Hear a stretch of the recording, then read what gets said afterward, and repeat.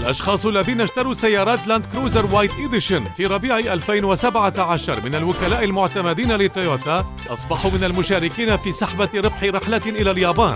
السيد فلاح كان فائزا في هذه السحبة،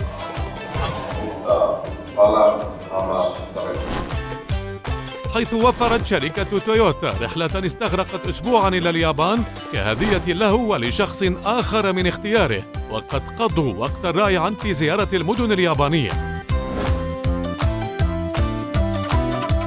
صراحة اليابان كوكب مختلف. مرحبا بكم في اليابان. هل ترغب بزيارة اليابان أيضا؟ تويوتا تمنح زبائنها فرصة أخرى.